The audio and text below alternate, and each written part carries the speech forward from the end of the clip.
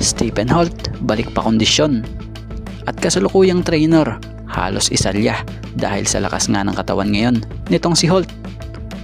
At TNT Team Manager Jolas Lastimosa, tila di nagustuhan ng galawan ni RHJ na ito at posible palang masayang lang pinapasahod rito pag nagkataon. So yan ang ating mga tatalakayin. So about muna tayo rito kay Rondae Hollis Jefferson. Pagkatapos tulungan ng TNT or ang TNT sa dalawang magkasunod na championship sa Governors Cup at Commissioners Cup, nitong si RHJ nanigurado ang tropang giga at pinapirma ng isang buong PBA season contract si RHJ. Tatanggap si Rondae Hollis Jefferson kahit di siya naglalaro sa Philippine Cup kasi nga importless ang conference na ito. Kaya lang nagpost si Rondae Hollis Jefferson sa kanyang social media account ng tila panawagan sa mga NBA teams na baka raw may gustong kumuha ng kanyang serbisyo.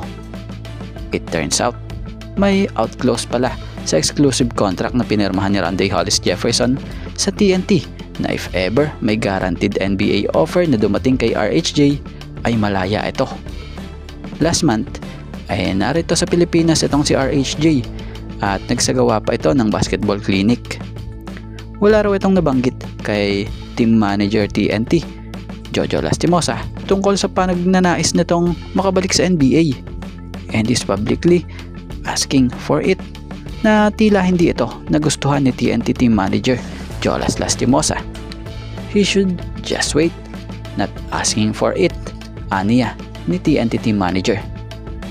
So pag nagkataon, masasayang lang pala ang pinasweldo ng TNT kay Rondae Hollis Jefferson sa mga panahon na di ito naglalaro. At dito tayo sa patungkol kay Stephen Holt.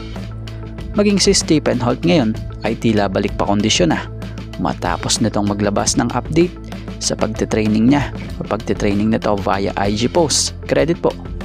Kapansin-pansin nga na mas ini-improve niya ngayon ang kanyang shooting, maging ang skills pagdating sa post move. Isa nga sa magandang napansin natin dito sa ginagawa ni Stephen Holt ay itong pagbangga niya na halos isalya ang bumabantay sa kanya dahil sa lakas ng katawan niya. So inaasahan nga ngayong upcoming season ng PBA ang isang solid performance ng isang Stephen Holt. Dahil last conference nga, nag-average siya ng 12.95 points per game, 5.26 rebounds per game, and 2.95 assists per game.